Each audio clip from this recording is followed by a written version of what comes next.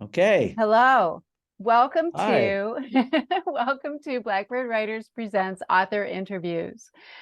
I am Tracy Phillips, and today I'm interviewing Carl Vonderau. Carl left Cleveland to study at Stanford, and then he spent more than 30 years as a banker in the U.S. and Latin America and North Africa. Those international settings are the sources of inspiration for his books. His first novel, Murderabilia, was published in 2019 and won a Left Coast Crime Award for Best Debut, also a San Diego Book Award for Best Mystery. His second book, Saving Myles, will be published in August. Welcome, Carl Vonderau. Thank you. Thank you, Tracy. It's fun to be here. I Uh, love doing this stuff. yeah, and Yeah. oh my gosh, I loved this. It was Thank you. action-packed and tense, and all the family dynamics and everything just like had me like I couldn't put it down. Thank you so much. Thank Yeah. you. Thank you. Well, it took a lot of work to get it there, as you Well, can yeah, imagine. Yeah, yeah, it yeah, does. But it seems like so your previous career as a banker yeah, has followed you into your writing. Um, yeah. your books so far have starred characters who are bankers. How has that career and other aspects of your life impacted your fiction?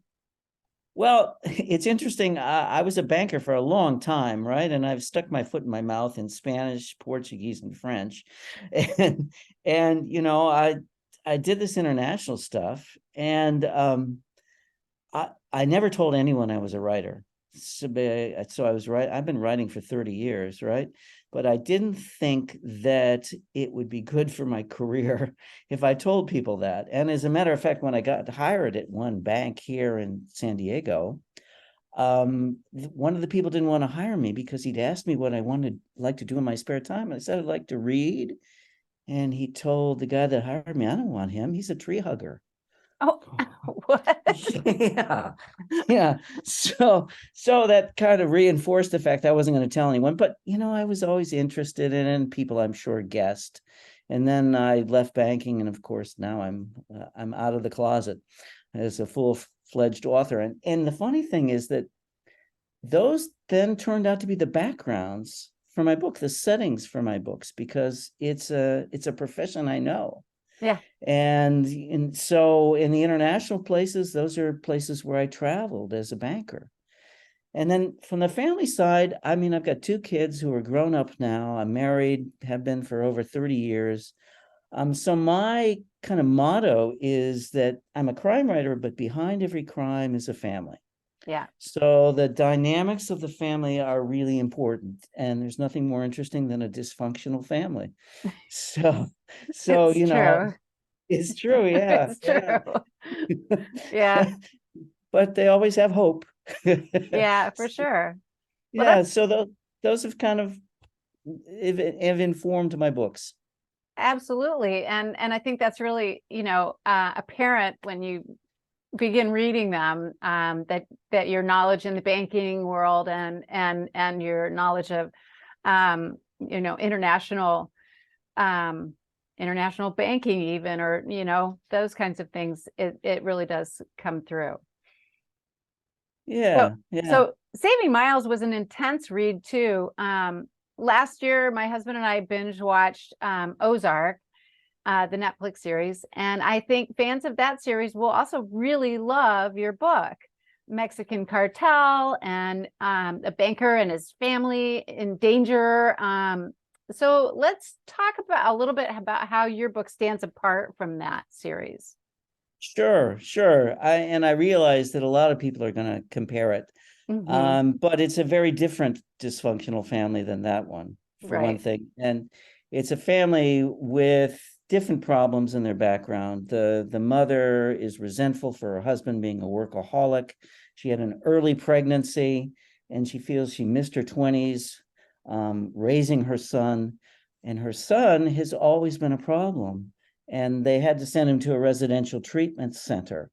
So that informs a lot of the book. There was none of that in Ozark. Right.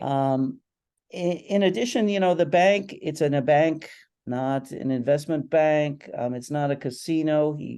My protagonist works for a bank that's owned by through cutouts by a cartel. So that is different as well.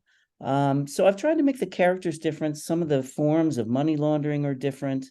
And even the cartel, they're very cruel and sort of almost algebraic in how cutthroat they are in Ozark. But mind you, have one of the people in the bank is really searching for redemption, for spiritual upliftment. And so you have that aspect in it, because a lot of the cartel members, their dream is that their children will rise above the crime and they will be well-respected people in the community. For instance, the Colombian cartels, they used to say that their heroes were the Kennedy family, because the father was a bootlegger and the son was president.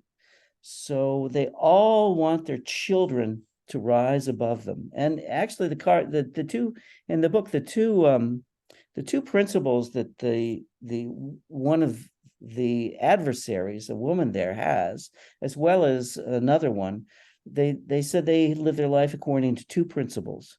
One, their children must survive, and two, their children must have better lives than they do. And so that's kind of where I took it.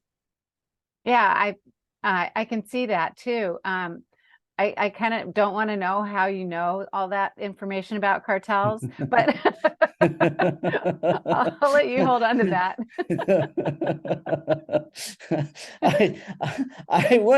I used to travel to Colombia. Now it's getting worse, isn't it? Yeah. And I knew people from many years ago that had worked with street orphans, et cetera. And one of these people introduced me to someone, and he said, I was working for a Canadian bank. He says, I really want to open an account in Canada. And I have some tax issues. So no, we steered clear of that one. Okay. Good thing, maybe. Yeah. Well, it would have been a profitable account, I'm sure. Maybe. I had another time where I'm in Montreal, right? I'm working for a bank in Montreal. And my boss, it was like, he'd been in banking 30 years. He was a curmudgeon, right? Nothing fooled him. So somebody came in from the Turks and Caicos, and he wanted to open an account with us. So he says, come along, you'll enjoy this. Uh-oh. So we go in, and there's this guy from the Turks and Caicos. He's got two Quebecers who barely spoke English and probably didn't even know who he was. And he said he had money from Saudi princes that he was going to invest in a mine in Quebec. And he put out all these picture books of him next to Saudi princesses. Oh. We're going, and my boss says, okay, I want to see your passport, and I'm going to send it to Interpol. Which point the guy said, well, I can see on the problem. Why don't you talk to those two? And I want to talk to this young guy who was me outside. So he was going to divide and conquer us, right? And I said, nope. Yeah. We never saw him again. Maybe a good thing. And yeah, well, he probably opened his account through another bank. I don't know. could be. I mean, having photos is not usually collateral, is it? No. Okay. Who knows what he really wanted this money to do? Yeah. Oh boy. So back to your book. Yes. Saving Myles opens with Myles' point of view. He is a typical teenager in so many ways, and I loved him as a character. And obviously he gets involved in things that he shouldn't. And you really brought Myles to life for me. I have a son and distinctly remember high school days. But we didn't face anything during high school that like Myles did. Could you introduce Myles to the viewers? I could, yes, I'd be glad to. Myles is a kid who's grown up basically without a father because his father was always working. And so he always felt abandoned by his father. And there's a part of him that wants desperately close to be his father, but at the same time resents his father for what he did. Myles also repeated first grade. because he was slow to mature, and that has given him kind of an inferiority that has lasted, and he's gotten him into he's sought out trouble ever since. So that's the kind of kid he is.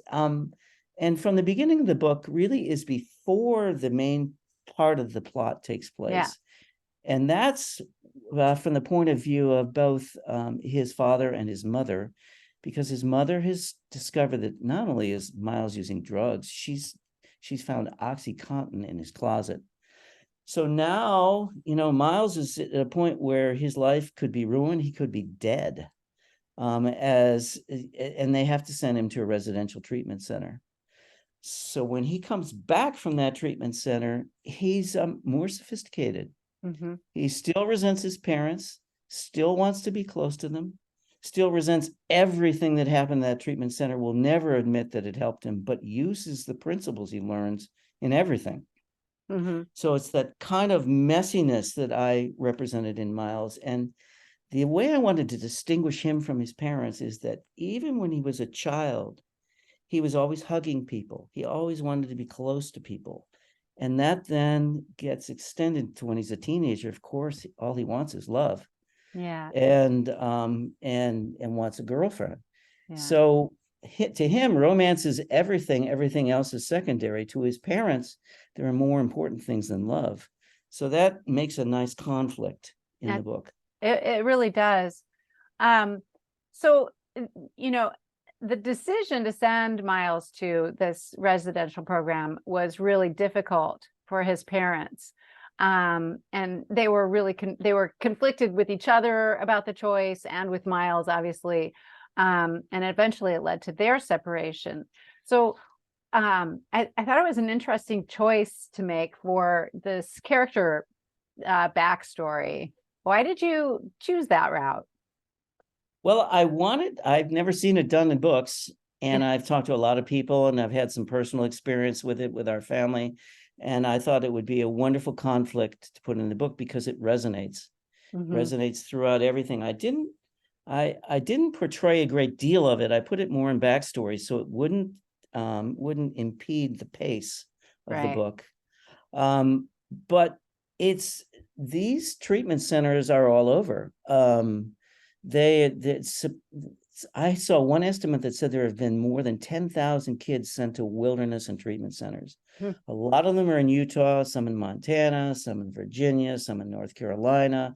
There's one in Nigeria.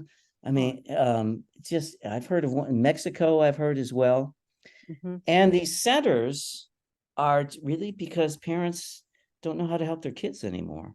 Yeah. They've reached a point where they need someone else to save their children. Right. And they think it's going to save their child's life. So the parents are conflicted about it because the mother never wants to send him to that center. It's a real reflection of of her own failure and of her closeness to her son. But if it means saving his life, she has to. Yeah. And the father is pushing it because he's a hardcore businessman. And that creates a conflict in the relationship as well. And so, they are doomed to be separated as soon as they send that boy to the treatment center. Right. And even though he comes through the treatment program, he comes out the other side and he's involved in drugs again. And that's where the trouble really starts. It does. It's kind of the perfect revenge against his parents, particularly his father, to sneak off to Mexico and buy drugs. And he in a way he hopes they know what he did because it serves you right, Dad. Right. So he does, but then because he's a naive teenager, it's the perfect place to get kidnapped. Yep. And kidnapping in Mexico is not a pretty thing. Yeah, I would imagine. Well, you portrayed it pretty graphically. Yeah. And I've read a lot about kidnapping in Mexico. A lot of the victims are never returned. They take the money and kill the victim because it's easier that way. Yeah. And there's a lot of torture that goes on. and you torture the child. So when he speaks to the parents, the mother hears the desperation in her child's voice, and she's going to get the money. Right. So, so there's all that going on, but it's also a perfect way in which the cartel can control the banker, because there's only one group that can control these kidnappers, and that's a cartel more powerful than they are. Right. So Wade, Miles' father, is the banker in this story. He is Yeah. an unlikely hero, but he is also motivated to save his son and then later his family. Can you describe the scenario and how Wade gets tricked into working for the cartel and what they want him to do without giving too much away? Yeah. Well, first of all, Wade is having second thoughts because he's lost his wife. His kid's he's failed as a father. So he wants to be more than a banker, more than a successful banker. He's into yoga now. He's playing guitar now that he hasn't for years. He wants desperately to get back with his wife, but she won't have him. So he wants to do anything. He'll do anything to save his son. And when his son is kidnapped, he spent all his money on this residential treatment center. They don't have the money for the ransom, and no bank will lend it to him because they're in debt up to their ears. So the only place he can go is a man that his wife knows, his separated wife knows, who runs a bank that has a sketchy reputation, but they're the only ones that will lend him money. But the man at the bank says, yeah, I'll lend you money, but you're a star in the commercial real estate sector. I want you to come work with me at my bank and build my commercial real estate. And so that's how he's trapped. Yeah. And so that character is also involved with this cartel, and though they don't know that up until that point, and then everybody is sucked into this situation. Yeah. As the FBI says, if you jump into the water with sharks, it's not up to me to save you. Right. Yeah. So Fiona, Wade's wife and Miles' mother, is also working for the cartel, but she doesn't realize that until it's way too late. Yeah.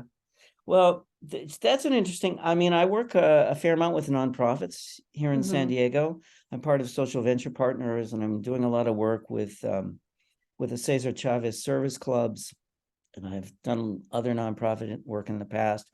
So I thought, why not put a nonprofit in a thriller? They're not usually there. And when you read about money laundering, a lot of laundering is done through foundations. Where the foundation will give money to causes all over the world, and who's tracking that? Where's that money really going? Right. So it seemed like a good thing to put in the book, and it also fit perfectly with Fiona, I thought, because she feels a failure as a mother, and now she's in a nonprofit that helps street kids and orphans, right? She's doing something good with her life. And furthermore, the founder of the nonprofit is a very successful banker and a spiritual man, unlike her husband. Right.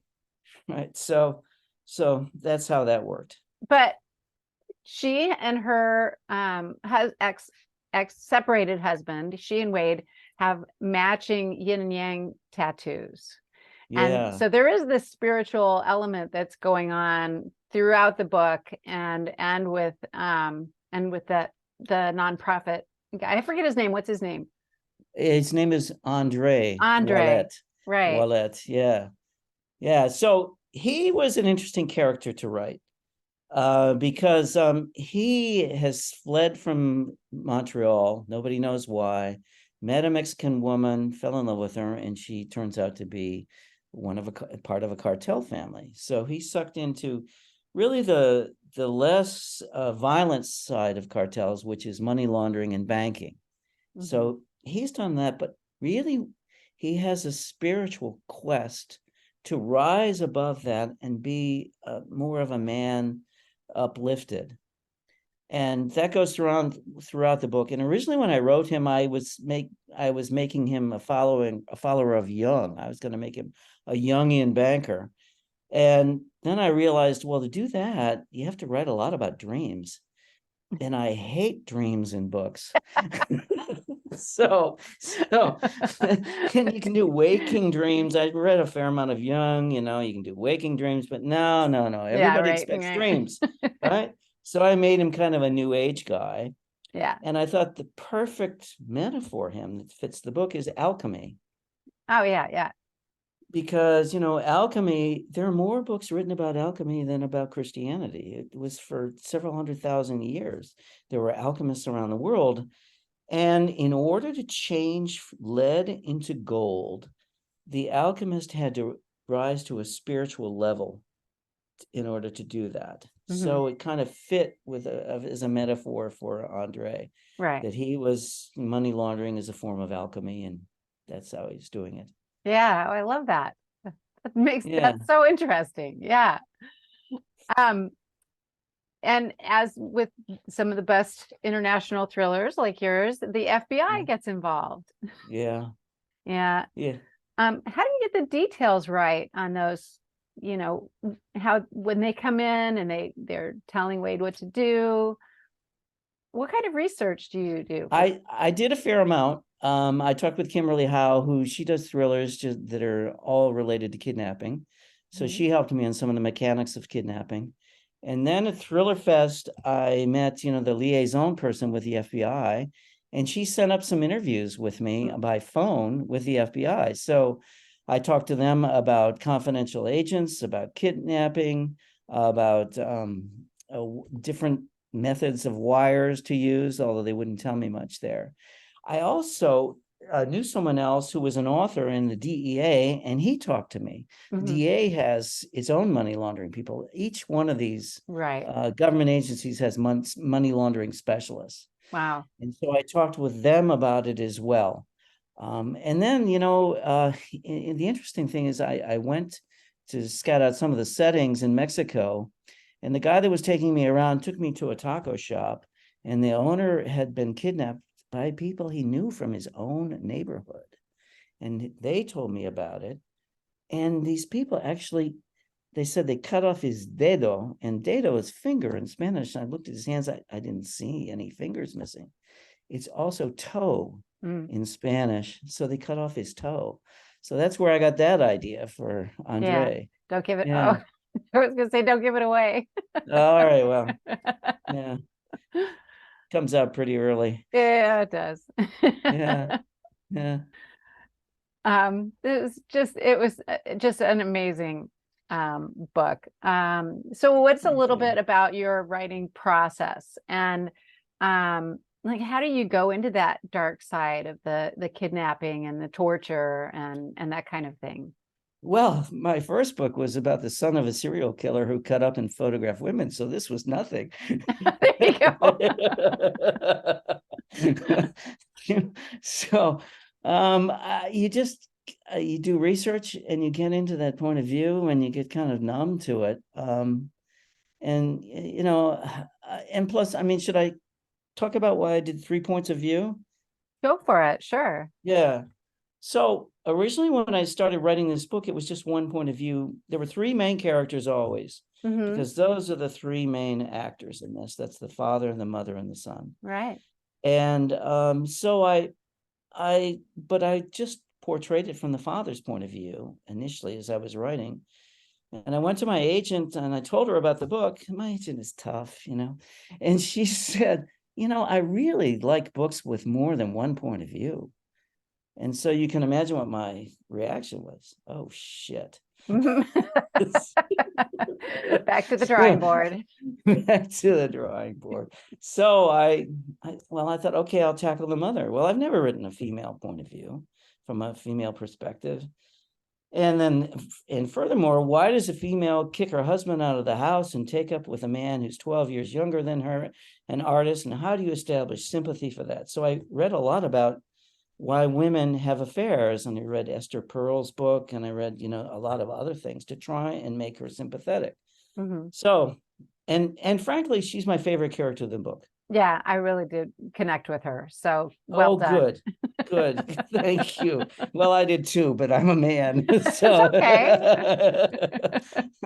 um, and then, I thought, well, okay, I'll bring in the son and I'll bring him in just in the last chapter, as a kind of wrapping up the book. And I have a writers group and I had a writing coach, and the writing coach said, no, you got to bring him in earlier than that. No, he's got to be part of this book.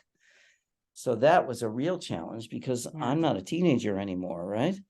And I thought, well, how am I going to do that? So first of all, then I looked at all the teenage language. I thought, well, they have to have teenage language. Yeah, I know. Get And connected to that again, right? oh my God, and it's all different, right? And Yes. so I put all this stuff in it, and my writing coach says, so your readers shouldn't have to have a dictionary to understand your character. She was tough too. Yeah. And then she asked, so who's going to read your book? Is it teenagers or is it going to be middle-aged women?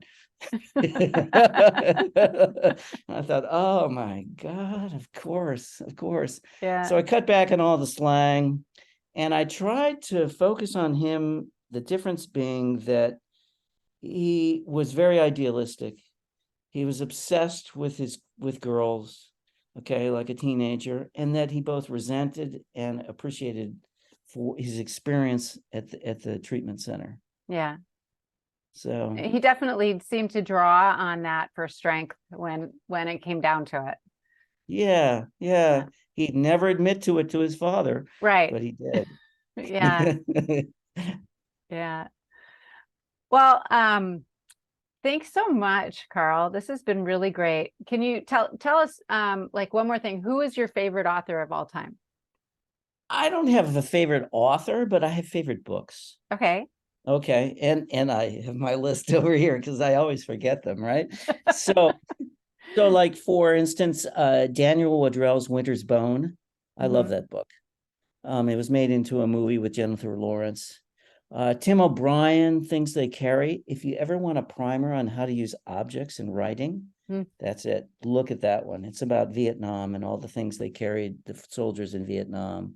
Cool. John le Carré, A Perfect Spy. Loved that one. Graham Greene, Our Man in Havana. What a wonderful book. So, and Silence of the Lambs does a lot of things really well. And he does create sympathy. Yeah. That you'd never think in a slasher book like that. Yeah. Dennis Lehane, Mystic River. And I thought of Mystic River. Here, I thought, well, should I include when they have to send their sons off to the treatment center because it's really not part of the main plot? And I thought of the candy factory and how the boy was kidnapped at the beginning of Mystic River, and it didn't have anything to do with the main plot, but it underlay everything. Yeah. So that's why I chose to put those two chapters first. Yeah. Let's see, Tana French in the Woods. What a lyrical writer. Yeah, isn't she great? Yeah. But particularly that book. I love that book. Amor Towles, Rules of Civility. I mean, that's a wonderful book. Jacqueline Michard, Deep End of the Ocean, so that's kind of some of the ones on my list. That's a big list. Yeah, it That's is a great. big list, isn't it? But That's great, though. I've been reading for a while. Well, yeah. I get it. Yeah. Well, where can our viewers find you? And more importantly, where and when will they be able to find Saving Myles? The book is going to be launched on August 15th. Okay. And you can find it at at any book publisher. The publisher is Ocean View. You can go directly to them to get it, or you can go to Barnes and Noble or Amazon or wherever. And if they don't have it on the shelves, they can order it. So do that. And they can also find me on my website, www.carlvonderau.com. They can sign up for my newsletter where I tell about some of my writing stuff, some of the things that are happening in my life, what's going on. I'm on Instagram as well. So you can find pictures there under Carl Vonderau, Facebook, Carl Vonderau. So, All right. yeah. Great. Well, thanks so much for chatting with me today, Carl. This was great, Tracy. This was a lot of fun. Yeah. All right. We'll All see you right. around. Okay. Ciao. Thanks.